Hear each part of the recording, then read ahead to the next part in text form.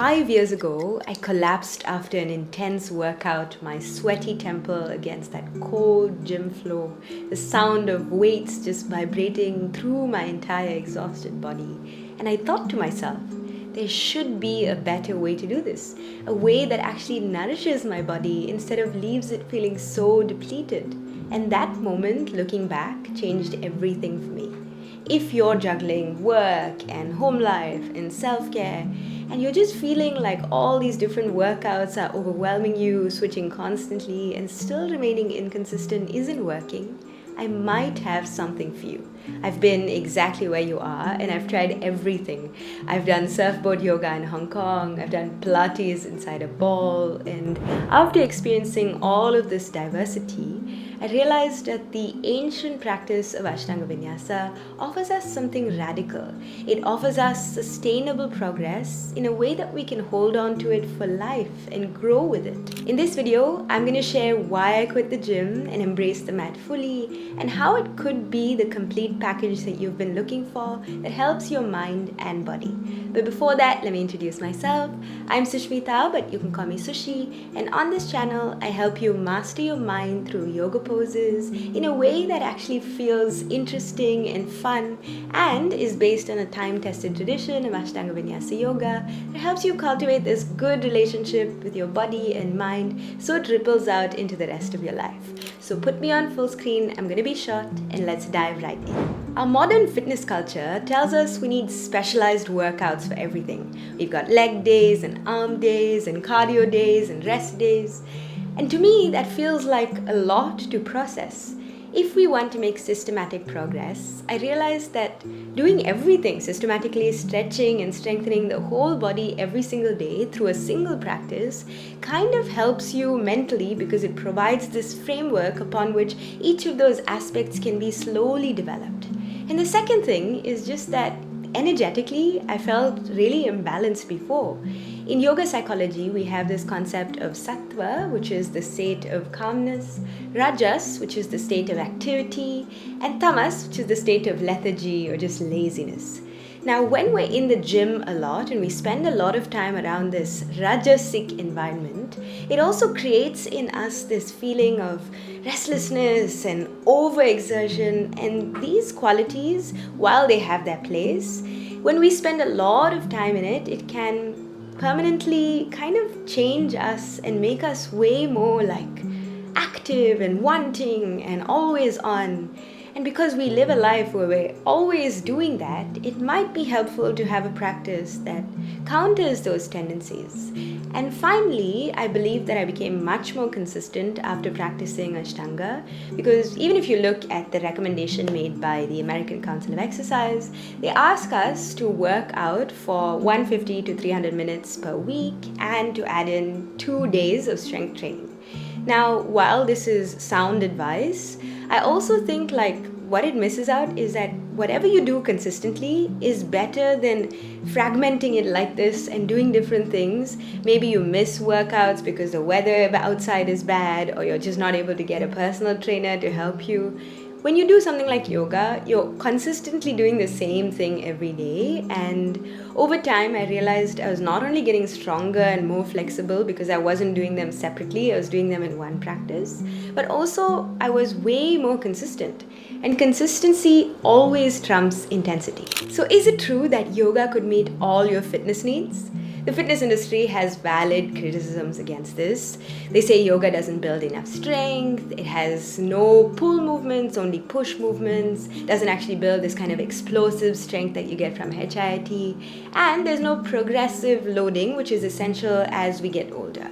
And all of these are very valid concerns because they relate to how we age. As we get older, we lose our muscle mass, and especially for women after menopause, we need something because we might lose bone density. And so if you're missing these aspects in your yoga practice, it makes sense, right, to supplement your yoga practice with strength training or cardio or things that actually help build those aspects. And I completely get it. It might be irresponsible of me to just recommend that yoga is the only thing you need, which is why I'm giving you all the facts, and I want you to be able to make the decision as to whether you need to add more than yoga or if yoga is actually sufficient for your needs. Let's take a look at some of the most common criticisms that yoga faces as a complete form of exercise. The first is that there isn't any progressive overloading. When it comes to Ashtanga, you learn challenging postures slowly and progressively over time. And many studies have in fact shown that yoga practice improves bone mineral density. The second is that there isn't any explosive movements. If you've done an Ashtanga practice, you know what I'm talking about when I say that jump backs and jump throughs, which are kind of linking each posture, are extremely explosive. They require a kind of agility and strength that only gets developed through practice over time. And finally, it's talking to us about the grip strength or the pull strength, as you would when you do pull-ups or hangs in the gym. But even a simple basic movement like chaturanga or balancing on your arms develops that kind of grip strength. I've seen students who are just mastering like basic binds and they have more grip strength than people who've been in the gym for many years and come to a yoga class and don't have that foundation. So, unlike learning these isolated exercise programs that target specific muscle groups, the Ashtanga Vinyasa yoga method actually gives us this comprehensive approach. It strengthens and stretches your entire body in a balanced and functional way. We've established that Ashtanga Yoga offers us strength and flexibility and cardio benefits, but what truly separates a yoga practice from any other exercise is that it goes beyond the physical. And this matters because as women juggling careers and households and self-care, we need something that can nourish our bodies and our minds, that can improve our mental health and regulate our nervous system. And this is what makes yoga truly different from exercise. Yoga offers us benefits that go far beyond the physical, and here's 3 simple examples. The first is that it systematically helps us train our attention. When we link the breath with movement, this movement meditation itself improves our focus that we can then use in the rest of our lives. Secondly, it enhances interoception. In the world today, we're so obsessed with the surface of our bodies, and yoga is the one thing that actually turns the attention inward. And finally, it provides us with this distinct energetic effect. Instead of creating the sense of rajas and activity in the body, it actually creates a calm, relaxed and alert state so that we don't feel depleted when we go to work. We can actually carry the energy from our practice and use it to work in the world.